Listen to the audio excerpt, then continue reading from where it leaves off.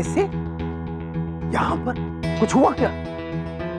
यही तो परेशानी है, आपको पता ही नहीं है कि क्या हुआ और क्या हो रहा है।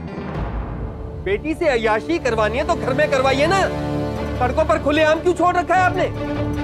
सारा अजमेर तमाशा देख रहा है और हमसे पूछ रहे हैं कि क्या हुआ। अरे उस दूध वाली के बेटे के साथ मोटर बाइक पे हिलोरे लेती हुई घूम रही है। घूमती नहीं, घुमाती फिर रही है। उसकी बाइक खुद चला रही है आपकी लाडली बेटी।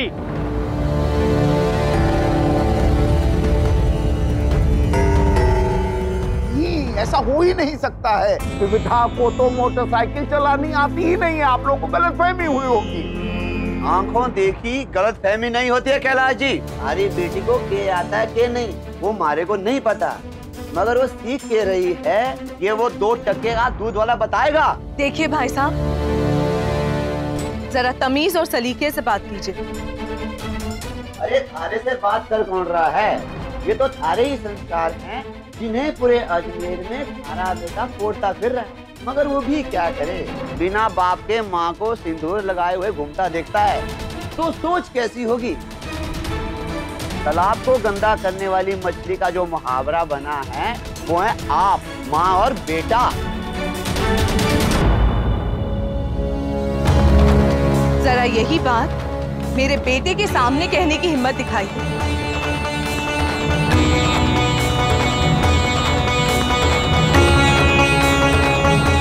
तब माने। कह तो दे, मगर तुम्हारा बेटा सुनने के लिए है कहाँ? उसे तो कैलाश जी की बेटी के साथ अय्याशियां करने से फुर्सत ही नहीं है। क्या बात कर रहे हैं आप? और कैसी बात कर रहे हैं आप? मेरी विविधा उस लड़के के साथ हो ये नामुमकिन है। मेरी विविधा ना ऐसी है ना ऐसा कर सकती।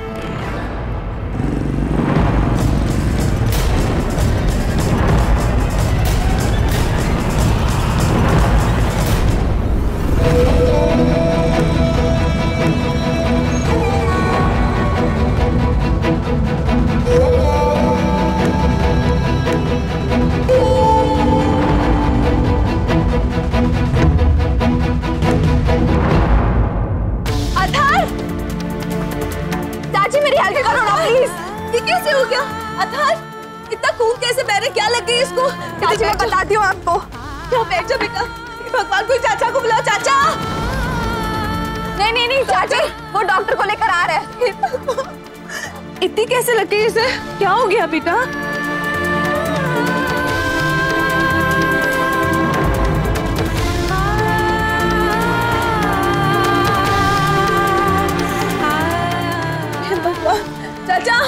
चाचा देखिए तो। आ रहे हैं। या खुदा, क्या कयामत आन पड़ी हमारे बच्चे पे। डॉक्टर साहब देखिए, घबराइए नहीं, सब ठीक हो जाए। चाची, वो एक्चुअली हम पहाड़ी वाली मंदिर के पास थे और अचानक वो घंटी गिर गई और मुझे बचाने के चक्कर में अथर्व के हाथों में त्रिशूल घुस गया।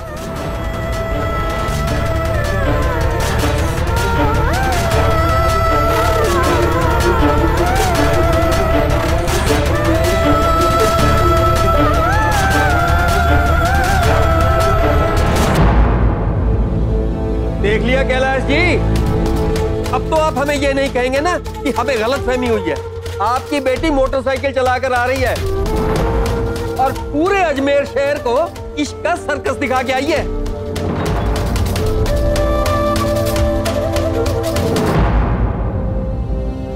अरे नाश होए, अरे अंधे हो गए तुम लोग। क्या आंखें फूट गई है तुम सबकी? दिखाई नहीं दे रहा उसको कितना खून बह रहा है, कितने घाव लगे उसे।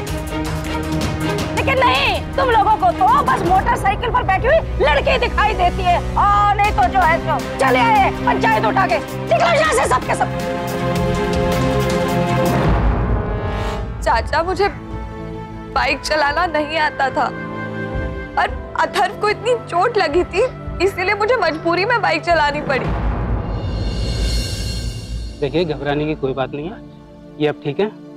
मैंने इन्हें इंजेक्शन दे दिया है, उसका थोड़ा सा असर रहेगा, उसके बाद ये बिल्कुल ठीक हो जाएंगे। आइए हम आपको छोड़।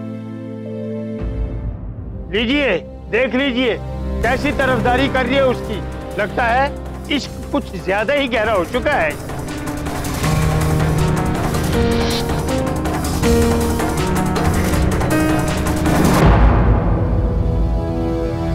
चाचा, क्या अनाप शनाप बके जा रहे हैं आप लोग? कुछ समझ में ही नहीं आ रहा है।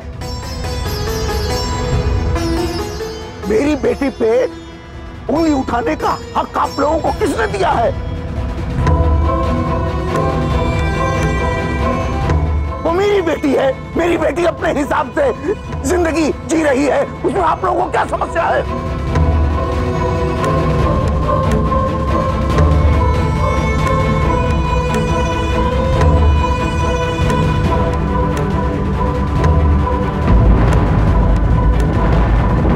अगर वो इस गरीब लाचार की मदद कर रही है तो आप लोग कुछ भी कह देंगे। मेरी बेटी अगर किसी मोटरसाइकिल में बैठी हुई है तो आप उसका कोई भी मतलब निकाल लेंगे। आजकल जिस तरह से ये लड़के मोटरसाइकिल चला रहे हैं, कहीं भी ठोक देते हैं, चोट लग गई होगी, और इस चोट लगे लड़के की मदद मेरी बेटी कर रही है, और ये नकारा और निकम्मा है। और मेरी बेटी ने अगर ऐसे मौके पे इसकी मदद की है, इसमें मेरी बेटी की क्या गलती, विविधा की क्या गलती है इसमें?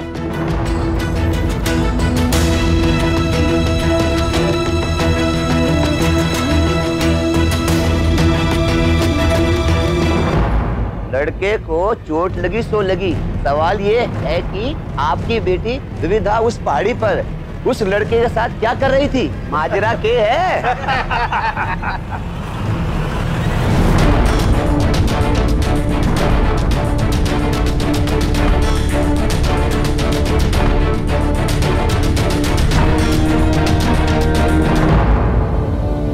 आपको अगर मेरे बारे में बात करनी है तो मुझसे कीजिए, मेरे पापा से नहीं। हाँ, मैं गई थी अथर्व से मिलने पहाड़ी वाले मंदिर पर।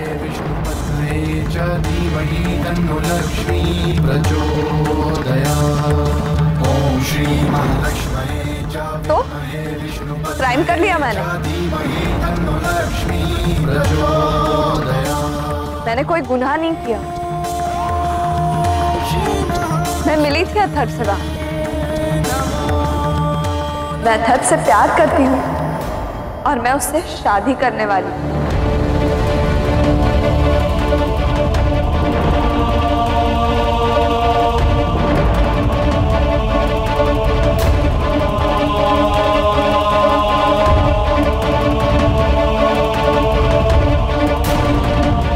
और हम दोनों को भी अपनी हदें और मर्यादा मालूम है। देख लीजिए, हद हो गई बेशर्मी की। बड़ों के सामने कैसे जबान चला रही है, अपने प्यार का बखान कर रही है। सच बोलने में कैसी शर्म चाचा जी।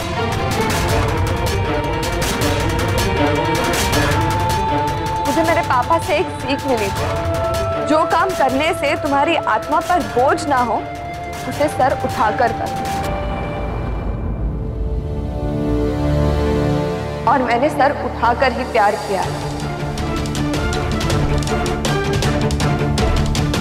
नियत गलत हो सकती, इरादे गलत हो सकते, मगर प्यार गलत नहीं होता।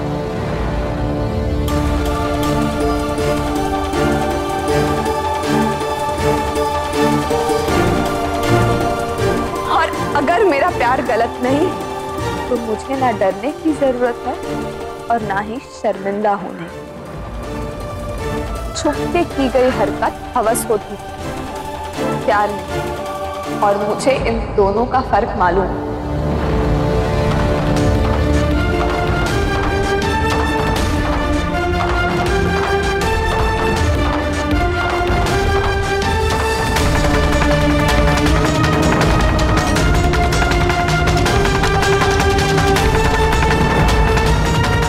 मेरा प्यार गलत नहीं है तो मुझे ना डरने की जरूरत है और ना ही शर्मिंदा होने की।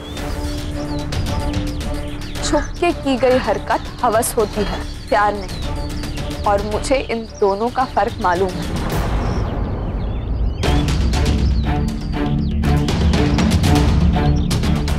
जाओ बेटा। पापा मुझे बोलने दीजिए प्लीज। कुछ भी गलत तब होता जब मैं अपने पापा से मुंह छुपाकर या पूरे समाज से मुंह छुपाकर अथर्व से मिलूं। मगर मुझे शर्मिंदा किस बात पर होना चाहिए? जो लड़का किसी अच्छे से अच्छी लड़की को मिल सकता है वो लड़का मुझे मिला है, और मुझे इस बात पर बहुत गर्व है और मेरे प्यार पर भी।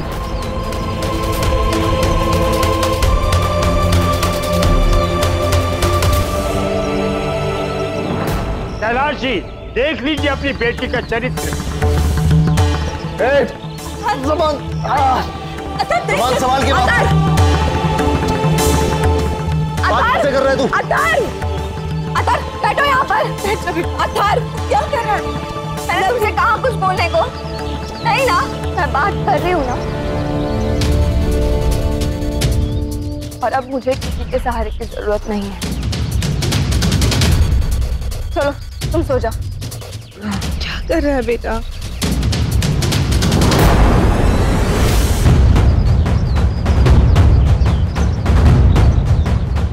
यही है मेरा चरित्र और मुझे इस पर गर्व है। यानी ये सब काली करतूतें आपकी रजामंदी में हुई है कैलाश जी? वाह, समाज के सरपंच ने समाज के बारे में सोचा ही नहीं। आप फिर वही कर रहे हैं। मैं यहाँ पर खड़ी हूँ ना, तो मुझसे बात कीजिए। मेरी बात आप पापा से क्यों कह रहे हैं? और जिस समाज की आप बात कर रहे हैं ना, उस समाज को मैं बहुत अच्छे से जानती हूँ। खैर वो सब छोड़िए, मुझे ये बताइए कि आपका बेटा पहाड़ी पर क्या कर रहा था? क्या बकवास कर रही है? मेरा बेटा नामुमकिन। आपके बेटे के गाड़ी का नंबर 8811 है ना? घर जाकर उससे पूछिए कि वो पहाड़ी पर क्या कर रहा था। उल्टा चोर कोतवाल को डांटे। आप अपनी करतूतों को छुपाने के लिए हमारे बच्चों पर कीचड़ उछाल रही है।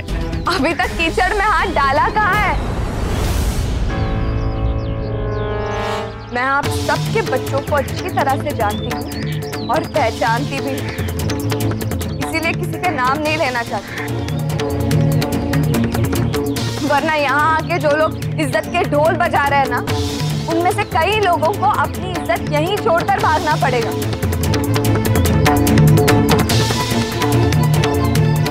इनके बेटे के कार का नंबर तो मैंने बता दिया, मगर वो वहां अकेला तो नहीं था, उसके साथ था। उसका नाम बताने पर मुझे मजबूर मत कीजिए। बस पापा, इनको पता चलना चाहिए कि दूसरों की इज्जत की धज्जियां उड़ाने से पहले इन्हें ये बात देखनी चाहिए कि खुद की इज्जत की पगड़ी में कितने छेद हैं। और इनके बच्चे जो ये सब हरकतें करते हैं ना, इसमें इन्हीं की गलती है। जब ये लोग प्यार को गाली देंगे तो इनके बच्चे भी इसका इस्तेमाल गंदी तरीके से और छुपकर ही करेंगे।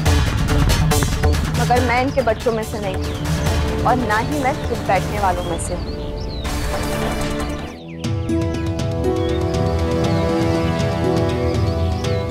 आज एक कम उम्र की लड़की की सोच हर उम्र के लोगों पर भारी पड़ रही है।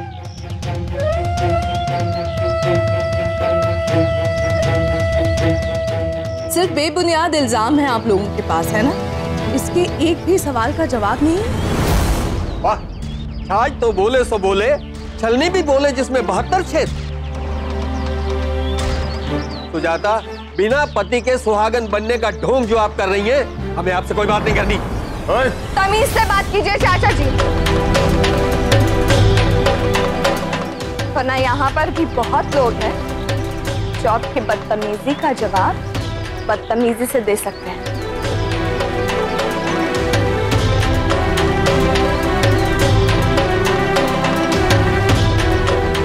और सुजाता चाची के खिलाफ अगर एक लफ्ज भी किसी ने और बोला तो सब पर भारी पड़ेगा। ओम श्री महालक्ष्मी च विद्महे विष्णुपत्न्ये च धीमहि तन्नो लक्ष्मी प्रचोदयात्। ॐ श्री महालक्ष्मये च विद्महे विष्णुपत्न्ये च धीमहि तन्नो लक्ष्मी प्रचोदयात्।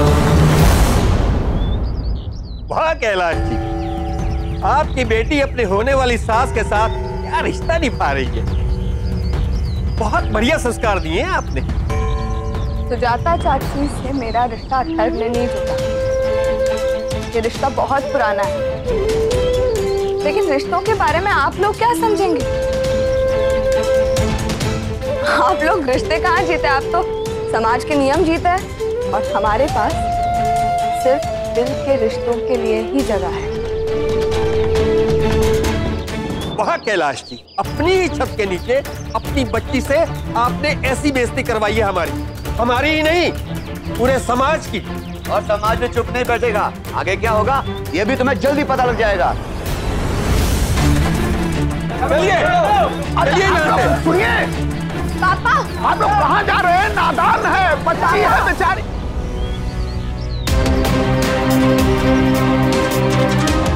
जाने दीजिए उन्हें। आप क्यों उनके पास इज्जत की भीख मांग रहे हैं, जिनके पास देने के लिए कुछ नहीं है?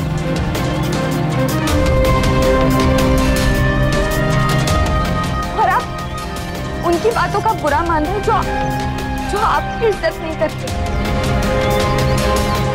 क्या उनकी सोच मेरी खुशियों से ज्यादा मायने रखती है आपके लिए? तुम्हारे लिए ये लड़का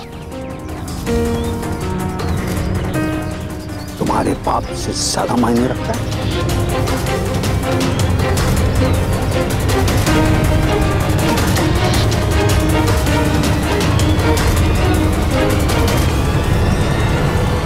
कैलाश जी, आज आपकी बेटी सच्चाई के लिए अपने प्यार के लिए खड़ी हो रही है। आज आपको भी उसके साथ खड़े होना चाहिए, ताकि समाज वालों के सामने गिड़गिड़ाना चाहिए जिन्हें आपकी इज्जत की कोई परवाह नहीं।